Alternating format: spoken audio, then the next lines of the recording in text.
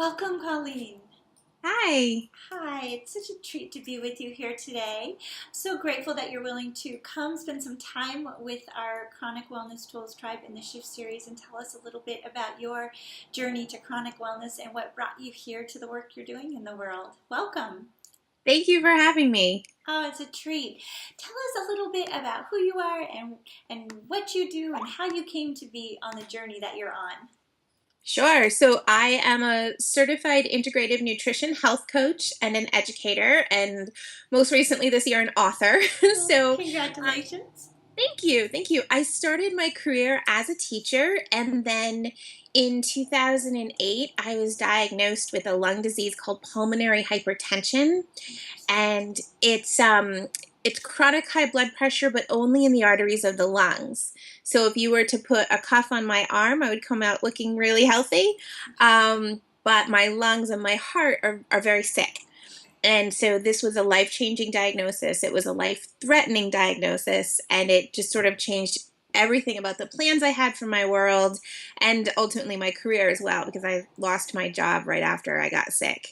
Um, they found a way to not keep me on. That was a little underhanded. So, Yeah, you're not alone in that. That's yeah. It's a not so fun undercurrent the way chronic illness has an impact on our careers and our financial health. And ultimately, all of Precisely. that is tied to our sense of inner security. So it's not surprising that it goes hand in hand with a scary diagnosis like that. Exactly. A lot of us, I think especially women, but, teachers, nurses, social workers, we go into these jobs not because they're a job and a paycheck, but because the service that you offer to the people in your care are part of who you are. Yeah, And when that gets taken from you with the diagnosis, that can be really a lot to work through. absolutely. Yeah. Absolutely. So you found yourself with a new diagnosis that was potentially life threatening and no job. How did you start to navigate out of that in those beginning days? Well, my son was 15 months old when I was diagnosed, and he was my reason for fighting. He is my reason for fighting. And, I probably could have fought for my job more efficiently, and in retrospect, I wish I had. However, I made the decision to just focus on him and trying to find some sense of wellness. So he was my big why. Yeah. I spent probably about 6 months being really, really not okay Yeah. emotionally. Yeah. A big diagnosis like this comes often brings with it depression, anxiety, Yes. insomnia, and I, I experienced all of that in droves. Um, but after a while, I kind of picked my head up and said, I don't know how long I have. There's a 2.5 year survival rate with this thing untreated, and at the time it was about 5 years treated. But if I keep living like I'm dying, I'm gonna miss life, and so I need to truly live in whatever time I have left, whatever capacity that is. I have to figure out how to do that because this stinks, and this is not how I want to spend my time. So I had a real tipping point. And then from there, it was more of a slow, gradual journey. I cleaned up my diet and I looked at other patients around me who were doing things that I wished I could do and tried to sort of model after them and use them as inspiration. And then I had a real sharp turning point probably about 5 years ago. Someone handed me Dr. Bernie Siegel's book, Love, Medicine, and Miracles, Mm-hmm. and it changed my life. I realized that, first of all, I was fighting this thing on my own and that it was bigger than me. And so there had to be a much more intensive spiritual component to it and a lot less control from me. Yeah. And that also the state of my mind, it was directly impacting the state of my body. Yeah. And so if I could get that mind, body, spirit better aligned, that I would hopefully thrive. And that's exactly what happened. So shortly after that, I became an integrative nutrition health coach, and it just sort of snowballed from there. So what was that like personally? So it sounds like maybe it started on the food level, and so It did. what types of steps did you take, and what types of shifts did you experience?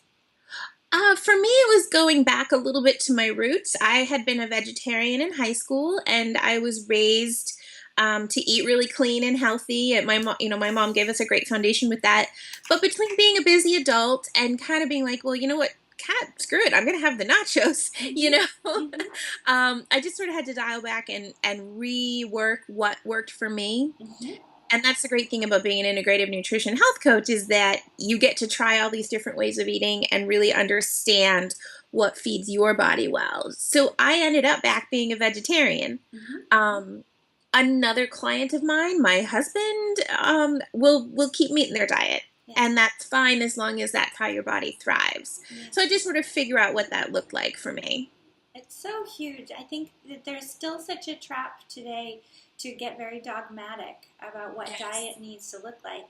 And we can get that way externally in a form of kind of judging, but we can ultimately that feels like it's revealing the types of judgment we hold within ourselves of our own choices. And I know it was hard for me to come to a place where I really accepted, for example, I had a perception being a California girl and raised around a lot of healthy eaters that to be truly healthy, I needed to drink smoothies and green juice, and that was the right way. And constitutionally, that actually didn't work for me. I do much better with a warm broth in the morning and warm Yes. steamed greens and not cold foods. And yet it was a real kind of battle in myself and coming to a space of unconditional love, of understanding that somebody else's picture of recovery or health isn't necessarily mine. And that can be edgy, especially if you've attached yourself to some people who have a similar diagnosis or have succeeded in overcoming that diagnosis. You want to do exactly what they did. Right. But the truth is, and what I'm hearing you describe, that we have to find what actually works for us. How do Exactly. you help people navigate that? What type of awareness practice needs to be cultivated? Well, I think it starts with exactly what you just described, is learning to love yourself enough to give you the space to find that balance. So I often tell people food is a lot like religion. We are deeply emotionally and sometimes spiritually attached to the way we eat. Yeah. And it's either the way we were brought up or the way everyone around us does it. And goodness gracious, if you mess with the way people eat, they can get really kind of on edge. Yeah. It's very much like religion in a lot of ways. And so it's getting to that point where you have to understand that we all have bio-individuality. Our biology is very individual to us. And so when I work with my clients, there are certain indicators. Nobody does well on a diet of Doritos and Pepsi. Right. Okay. We can talk about that as common ground. But not everybody needs to be gluten-free. Yeah. So I'll talk with them about, well, what does a gluten sensitivity look like? What are the things we're looking for in your body? How do you feel when you do a 6-week trial without gluten? Mm-hmm. Or you do a couple of weeks where we've changed half your plate to produce? And so I let them really explore, but also assess and sort of analyze. I'll give them key bioindicators to look at. How are your aches and pains? How is your bloating? How do you have headaches? Let's look at all of these little signals that our bodies give us that aren't necessarily GI related that start to tell us how it's going to thrive. So Absolutely. As you probably know, we created an app, Chronic Wellness Tracker, designed to do exactly what you described. So to be able to see if you're putting this in your body, how is it affecting your mood or your symptoms or this or that.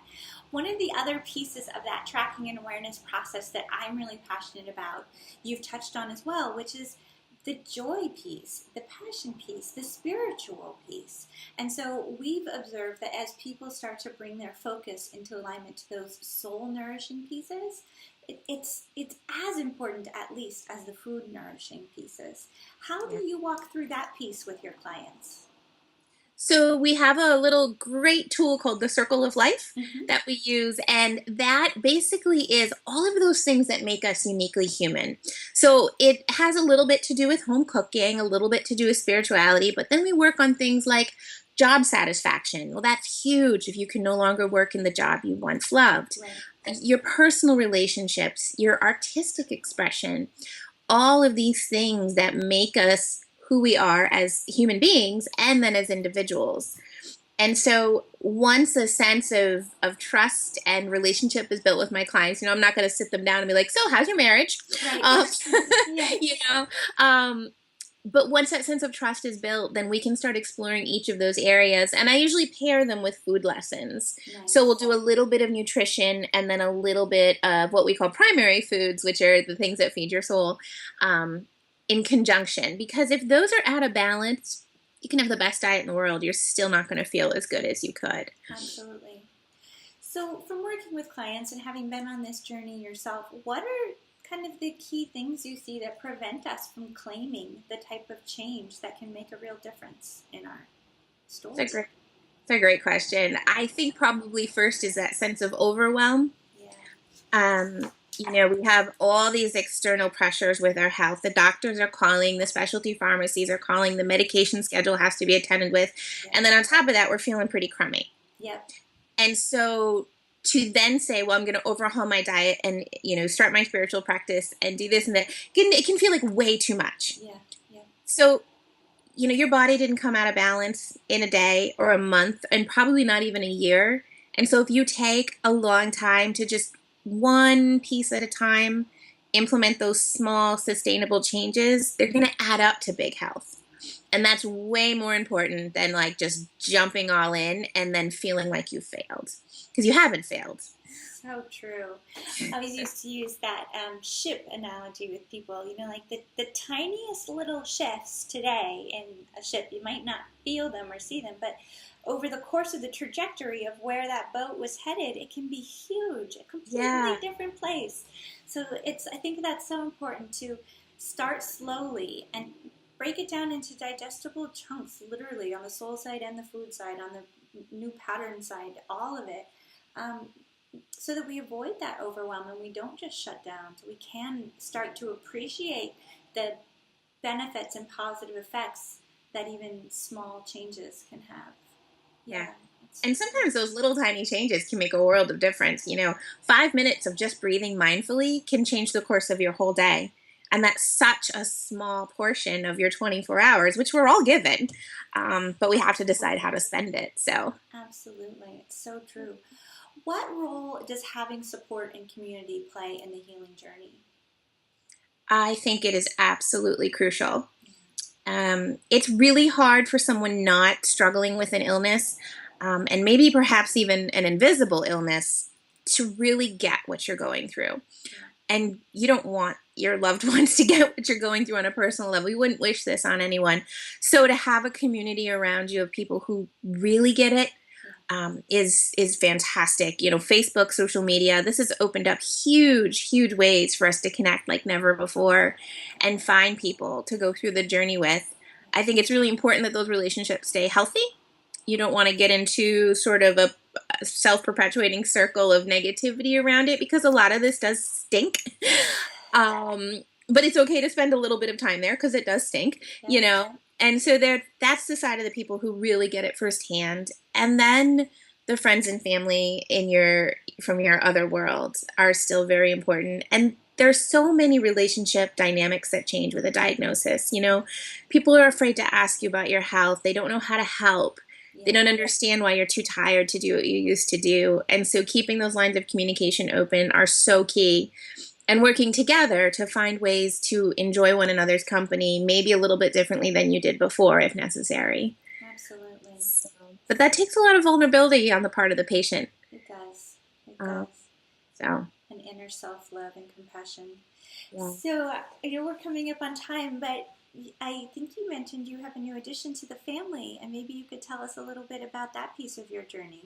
Sure. So with pulmonary hypertension, it is not advised to have children. It can be fatal. I was actually very lucky to survive my pregnancy with my son because I didn't know that I was sick at the time. And so it's really hard as a woman to have your choice of how to grow your family be taken from you. And I've been diagnosed almost 8 years. I'm really stable. I'm doing really well. And so about a year and a half ago, we started the adoption journey. And we're actually just coming up on a year. November 18th, a little 4-pound preemie baby girl was placed in our arms, and we just adopted her in July.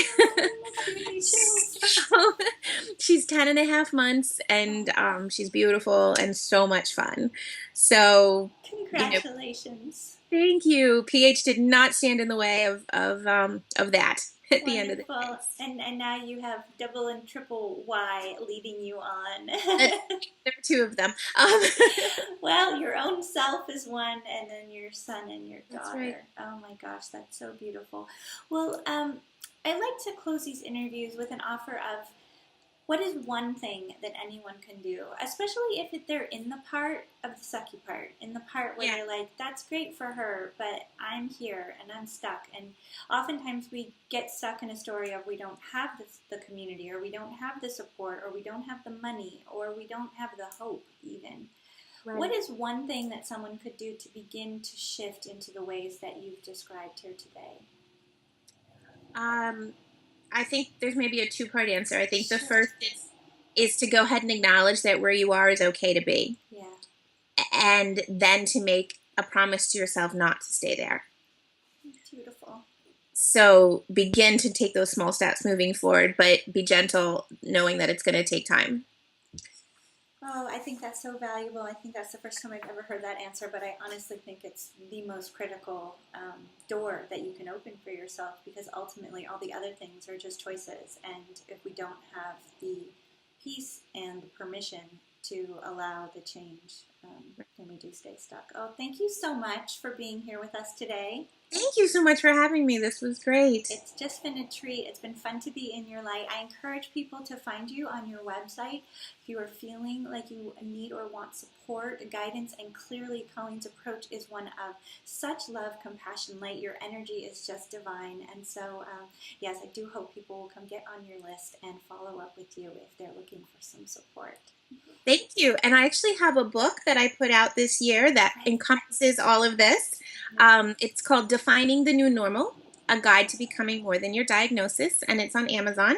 So you can get a little taste of all the areas that we talked about today. Wonderful. We'll include links to that as well, and I'll look forward to featuring it on our social media. Where do you like to hang out online if someone wanted to follow you on social media? I'm very easy to find on Facebook. Using my personal page is totally fine. And then Twitter, it's at Colleen Brunetti. Wonderful. Well, we'll go ahead and do so. Thank you again so much for joining us. It's just been a treat. Thank you. Have a great day. You too.